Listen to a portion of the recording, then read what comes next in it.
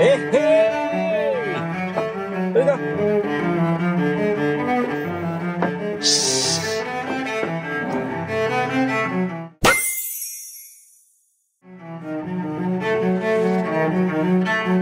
반갑습니다. 지소입니다. 한동안 나태하게 늘어져 자빠져서 지내다가 문득 아침에 밖에 나가보니까 확 추워졌더라고요. 막 영하에 근접하기도 하고 이게 뭔 난리인지. 근데 그러고 보니 어느새 11월 말 곧 크리스마스 시즌이네요. 구독자 이벤트 준비해야겠네. 일단 급한 대로 폐 싱크대 자재들을 다듬어서 길고양이 집을 짓기로 했죠. 작년에도 짓고 재작년에도 지었는데 뭘 또 짓냐? 라고 저의 오랜 구독자님들은 생각하실 수 있는데 제가 장모님 댁 옆으로 느닷없이 이사 왔잖아요. 그 이후로 길고양이들 중에 2마리가 지금 제가 리모델링하면서 임시 거처 중인 집 근처에서 자고 있습니다. 저는 지금은 많이 좋아졌지만 고양이 털 알레르기가 아주 심각한 아토피 피부염을 앓았던 전력이 있기 때문에 제 방으로는 고양이를 들여놓을 수 없어요. 그래서 고양이 집을 또 만들고 있는 거죠. 이번엔 몇 가지 추가적인 기능을 더할 겁니다. 지금 저의 형편에 맞춰서 말이죠. 사이즈는 주문한 전기방석이 와야 정확히 재단할 수 있고 일단은 러프하게 재단해 줍니다. 수거해온 PVA 합판이 얼마 안 남았어요. 아껴 써야 할 듯합니다. 남은 자재를 다 쓰고 나면은 아마 PVA 합판과는 영원한 이별이 되지 않을까 싶네요. PVA 합판은 확실히 가공이 편하고 부피 대비해서 보면 원목보다 훨씬 가볍기 때문에 작업하기 좋은 자재인 건 맞습니다. 근데 앞으로 별로 쓰고 싶다는 생각이 안 드는 이유가요. 재단할 때 톱밥과 분진이 엄청 날리잖아요. 그걸 원치 않게 호흡할 때 조금씩 들이마시게 마련인데 정말 거부감 장렬이에요. 이거 작업하면서 피부 트러블도 많이 생기고 대충 알고는 있었지만 확실히 몸에 좋은 자재는 아니더라고요. 그 사이 주문한 전기방석이 왔습니다. 2인용 전기방석은 고양이에겐 상당히 거대한 볼륨을 자랑하죠. 온도 조절기를 보면 보통 저온과 고온 2단으로 구분이 되는데 고온은 안 쓰시는 게 좋습니다. 길고양이 집이라는 게 실외에서 24시간 틀어놓게 되는데 이런 데 쓰이는 부품이 아주 튼실하긴 어렵죠. 화재 예방을 위해서라도 저온으로 설정하는 게 좋습니다. 가로는 46cm, 세로는 대충 88cm 정도군요.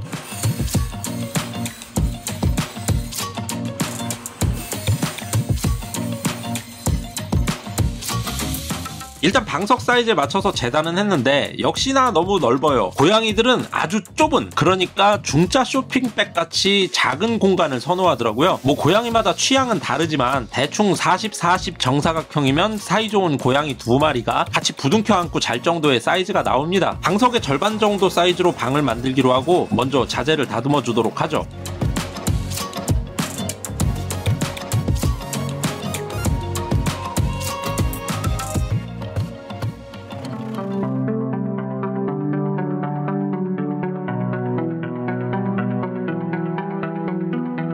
습은 별로 안 먹어서 쓸 수는 있는데 시트지가 떨어져 나간 부위가 많더라고요. 그래서 전체적으로 갈아내주고 시트지 떨어진 부분은 아예 제거해줬습니다. 색감을 다시 복원하기 위해서 흰색 페인트를 바르기로 했죠. 페인트에 앞서서 발라줘야 하는 것이 있으니 바로 젯소라는 녀석입니다. 아주 러프하게 설명하자면 페인트를 자재에 붙여주는 본드? 대충 그렇게 보시면 됩니다. 프라이머와 용도는 비슷하고요. 먼저 이 녀석을 전체적으로 도포해주죠. 젯소만 2번 발라줘도 흰색으로 사용하는 데는 무리가 없긴 하지만 젯소는 오염에 취약하기 때문에 웬만하면 하도용으로만 쓰시는 걸 추천합니다.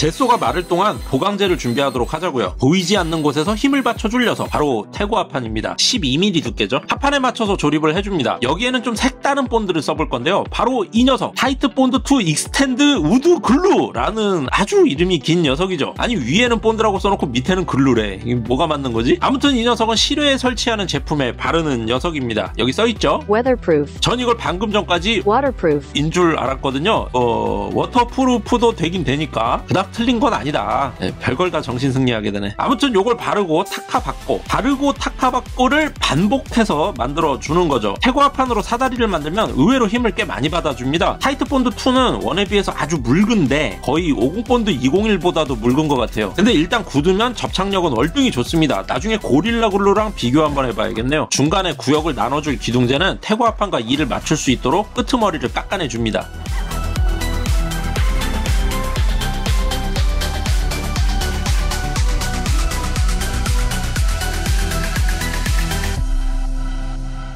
합판에 하판에는 중간 벽체와 연결될 피스 자리에 이중 드릴 비트로 구멍을 내줘야 해요. PB 합판도 원목과 마찬가지로 피스 구멍을 안 내주고 그냥 박아버리면 터지고 갈라지고 그럽니다. 세상만사가 다 그렇지만 가구 조립도 처음 직각 잡는 게 만만치 않아요. 그래서 이런 직각 클램프가 꽤나 유용합니다. 부피가 큰 가구를 만들수록 이런 독특하게 생긴 클램프들이 절실해지죠. 자리를 먼저 싹 잡아준 다음 피스는 가볍게 박아주면 됩니다. 38mm 피스를 썼는데요. 사실 25mm면 충분하긴 하죠. 이제 클램프를 제거해주면 이렇게 내벽 조립이 완료됩니다. 여기에 힘을 받고 형태를 지지해줄 해고 합판 뼈대를 올려줍니다. 외벽과 직각이 돼야 하니까 간격을 잘 맞춰야 해요.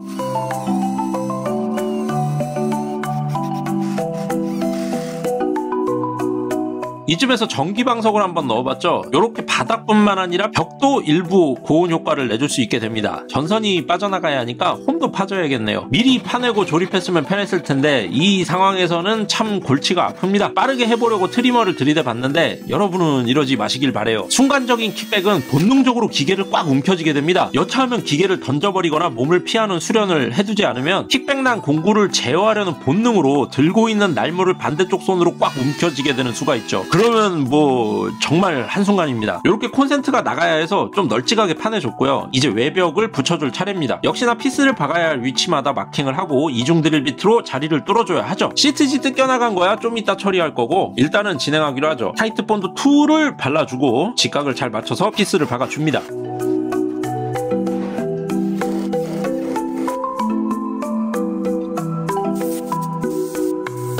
이것도 패싱크대인데요. 문짝입니다. 이 문짝을 잘라서 고양이집 문짝으로 써야겠어요. 그 전에 먼저 바디 전체에 젯소를 발라줍니다. 젯소가 마를 동안 문짝을 만드는 거죠. 빠르고 효율적으로 제작을 하려면 시간 배분을 잘해야 됩니다. 젯소는 일반적으로 한 번만 바르면 되고 페인트는 2회 발라주면 되는데 이번엔 시트지가 들뜬 것도 많고 색감이 다른 것도 있다 보니까 전체적으로 1회, 부분적으로 덧칠해서 2회로 마감해줬죠. 아무리 조심해도 여기저기 묻어납니다. 장갑 끼고 작업하는 걸 추천할게요.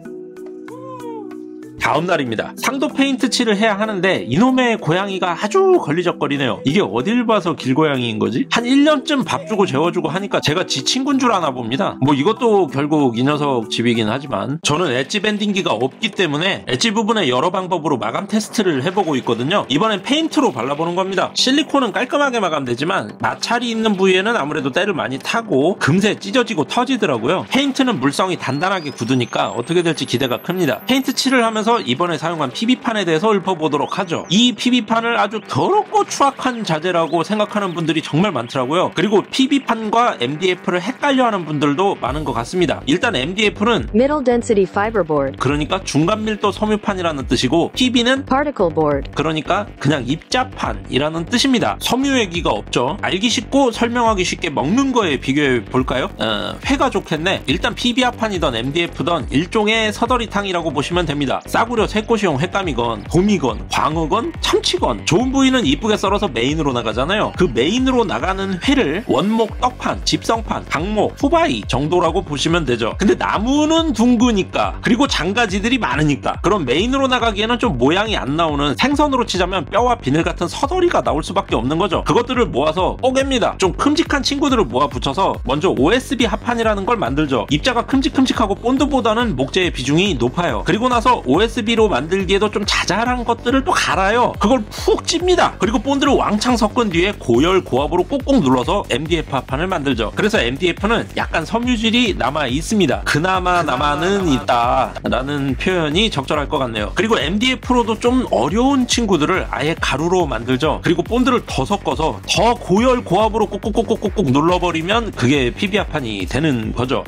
그러니까 뭐 안 좋긴 안 좋죠. 나무를 효율적으로 써먹기 위해 만들어낸 제품이기도 하지만 그만큼 장점도 좀 있습니다. 저렴하고 가공이 쉽고 색을 넣기 쉽고 가볍죠. 무엇보다 더 많은 사람들에게 쾌적한 집안 인테리어를 제공할 수 있다는 게 큽니다. 정리하자면은 원목은 회 한 접시, OSB는 스키다시, MDF는 서더리탕, PB는 어묵 정도가 되지 않나 그렇게 생각합니다. 엣지면의 페인트는 확실히 실리콘보다 경도는 좋은 것 같아요. 근데 아무래도 PB판의 형태처럼 우툴두툴하게 마감되는 건 어쩔 수 없는 것 같습니다. 좀 두텁게 칠하면 튼튼하면 이 정도까지는 가능한 것 같긴 해요. 근데 너무 두꺼우면 갈라지면서 벗겨지니까 한계는 있습니다. 이제 마감제를 발라줘야 하죠. 바로 요 녀석을 발라줄 겁니다. 페인트가 마감제 아니냐 하는 분이 계실 수 있는데 페인트만 칠하면 금세 떼타죠. 페인트 코팅제를 발라주면 갈라짐도 예방할 수 있고 오염도 막아줍니다. 무엇보다 벌레질을 할 수 있다는 게 좋죠. 그냥 보기엔 아무 차이가 없지만 사용자 입장에선 이런 마감이 아주 중요해요. 그럼 코팅제를 바르면서 좀 전에 못다한 이야기를 해보도록 하죠. 과연 PB화판은 쓰레기인가? 예전엔 분명 쓰레기가 맞았습니다. 근데 PB판을 쓰레기로 만드는 요인은 본드에서 나오는 포름알데하이드 때문이거든요. 요즘은 친환경 본드를 써서 PB화판을 제작하는 업체들이 많기 때문에 적정한 브랜드에서 친환경 제품을 골라서 구입한다면 PB판으로 만든 가구라고 해서 크게 걱정할 필요는 없어요. 뭐 가격은 좀 올라가겠지만 좀 전에 수산물에 비교했으니 이번엔 축산물에 비교해 볼게요. 원목떡판이나 집성판은 스테이크라고 보시면 됩니다. 덩어리 하나 빡 나오니까 푸짐하니 아주 그럴듯하죠. 근데 이런 덩어리로는 할 수 있는 게 몇 가지 안 돼요. 뭐 스테이크나 BBQ 정도? 그래서 좀 잘게 썰어요. 그게 OSB입니다. 삼겹살이라고 할 수 있죠? 가격도 저렴해지고 좀 더 다양한 요리가 가능해지죠. 그냥 구워도 되고 다른 재료와 섞어서 제육볶음도 되고 오삼불고기도 됩니다. 근데 그래도 여전히 가격이 비싸고 확장성이 좁아요. 그래서 더 잘게 썰어줍니다. 구워먹기 좀 그런 녀석들도 섞어주고요. 그게 뭡니까? 국밥이죠. MDF가 이 국밥이라고 보시면 됩니다. 볶으면 순대볶음이고 국물 내면 국밥이죠. 종류야 뭐 일일이 읊어대면 이 영상 한 2시간은 나오겠죠. 간단히 접어주고 마지막으로 국밥으로도 좀 그런 친구들 싹 다 갈아버려요. 원목이라면 본드를 섞지만 고기는 본드 대신 지방을 섞습니다. 이게 뭘까요? 바로 PB화판입니다. PB화판도 간고기처럼 정말 다양하게 응용되고 가격도 천차만별이에요. 아기 이유식용 한우 다짐육은 어지간한 제주 흑돼지 삼겹살보다 비싸죠. PB화판도 이런저런 인증받고 대기업 로고 받고 그러면 웬만한 원목 집성판보다 비쌉니다. 자투리 고기 갈아서 만두 빚으면 길거리 포터트럭에서 1인분에 3,000원이죠. PB화판도 인증마크 없고 친환경 마크 없고 어디서 만들었는지도 모르는 건 48원장 한 판이 25,000원쯤 합니다. 거의 강목 한 단 값이죠. 다만 이 PB화판으로 널리 쓰이는 곳이 있으니 바로 주방 싱크대와 사무실 책상 세트 되겠습니다. 다진 고기로 제일 널리 팔리는 게 햄버거와 만두죠. 떡갈비도 있고요. 바로 이 싱크대가 PB화판으로 만든 햄버거고 사무실 책상이 PB화판으로 만든 만두라고 보시면 됩니다. 앞으로 햄버거 만두 드실 때마다 내가 지금 고기로 만든 PB화판을 먹고 있구나 라고 생각하시면 되는 거죠. 과연 쓰레기인가? 자원을 치밀하게 사용하는 방법의 일환인가? 네, 각자의 판단에 맡기는 게 맞다고 봅니다. PB화판 얘기는 다음에 더 자세히 털기로 하고 요건 3mm 합판이에요. 오래된 싱크대 뒤에 붙어있던 거라서 아주 더럽고 시트지도 오래돼서 막 갈라지고 터졌습니다. 이걸 적당히 다듬어서 후판으로 쓰도록 하죠. 요렇게 말이죠. 일단 페인트를 말려야 하니까 그 사이에 문짝을 완성하면 될 것 같습니다.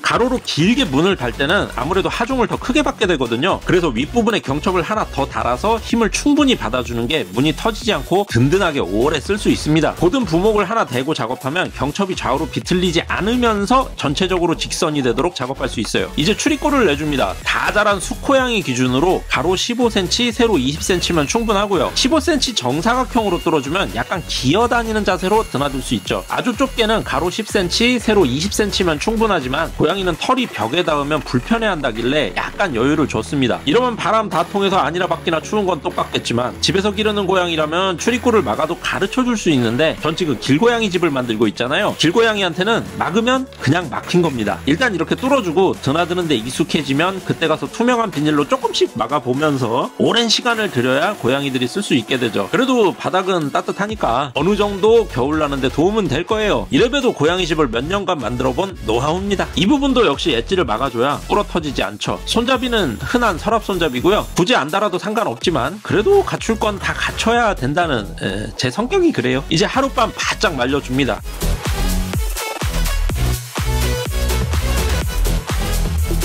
또 다음날입니다. 이렇게 애매하게 문을 달아야 할 때는 클램프로 문을 조여놓고 작업하면 편하죠. 뚜껑이 없을 때 가능한 거긴 하지만 그래도 꿀팁이죠? 문틈으로 찬바람이 들어올 수 있으니까 문풍지를 둘러서 우풍을 차단해 줍니다. 앞에 구멍을 뻥 뚫어놓고 이게 무슨 의미가 있나 싶지만 그래도 갖출 건 다 갖춰야 된다는 역시 제 성격 탓이죠? 후판은 그냥 타카로 박아도 되지만 그러면 완전 밀폐가 안 돼서 틈새로 바람이 살 수 있기 때문에 실리콘으로 전체적으로 밀폐를 시켜줍니다. 덮어주죠. 그리고 타카로 박아주면 빈틈이 없이 밀착이 됩니다. 뭐 콘센트 구멍으로 셀바람은 다 세겠지만 아시죠? 제 성격. 드디어 상판을 붙여줄 시간이 됐어요. 상판은 뒤집어서 작업해주면 편합니다. 이 기역자 철물 그리고 12mm 피스로 작업해주도록 하죠. 간격은 15cm마다 하나씩 박아준다 생각하면 됩니다. 구조상 드라이버가 안 들어가는 곳이 생기게 마련인데 그럴 때는 이 플렉스 비트로 박아주면 되긴 하죠. 자세가 좀 안 나오지만 최대한 꼼꼼하게 박아줬습니다.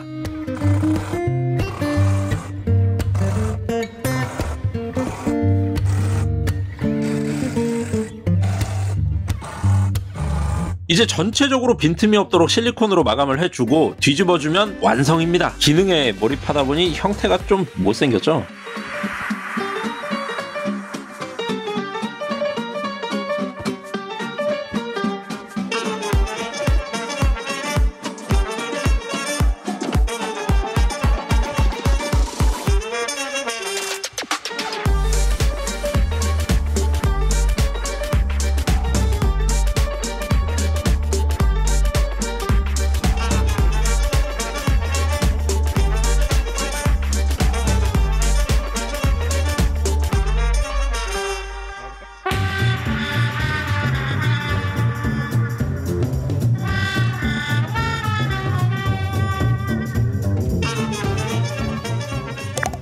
또 다음 날입니다. 일단은 여기에 배치했어요. 조만간 공구리 쳐야 해서 옮겨야 하는데 자리가 마땅치 않더라고요. PB합판은 물이 쥐약이기 때문에 바닥엔 이렇게 돌로 받쳐줬고 피스 자리는 실리콘으로 덮어줬습니다. 마르면 카타칼로 잘라내서 다듬어줘야죠. 맨 윗단에는 코너 가드를 붙였고요. 제가 촬영을 하니까 다들 튀어나왔는데 전기방석에 고양이 털이 잔뜩 묻어있는 걸로 봐서 밤새 여기서 잘 잔 것 같습니다. 올겨울도 무사히 나고 내년 봄이 오면 임무를 다 해줬으면 좋겠네요. 임무가 무엇인고 하니 뱀잡기죠. 징글징글합니다. 그놈의 뱀. 제가 캣맘이나 동물 애호가는 아니거든요. 캔 사료값도 만만치 않은데 그래도 뱀만 쫓아내준다면 그까이 거 아깝지 않습니다. 전략적 공생관계라고 할 수 있죠. 그나저나 이 동네에 들깨가 몇 마리 있어서 웬만하면 여기 올라와서 먹었으면 좋겠는데 이 친구들이 말을 잘 안 듣네요. 비싼 캔사료 줘봤자 들깨 때 나타나면 다 도망가버리고 개밥으로 사라집니다. 들깨는 뱀을 안 잡아준다는 시간이 좀 걸릴 것 같은데 계속 시도해봐야죠. 전 무작정 될 때까지 하는 놈이니까. 추가적인 보수 작업은 간간히 업로드하기로 하고 영상이 너무 길어져서 이번 영상은 여기까지 하기로 하겠습니다. 다음엔 좀 이쁘게 만드는 것도 생각을 해야겠네요. 그럼 다음 영상으로 또 인사 올리겠습니다. 시청해주셔서 감사합니다.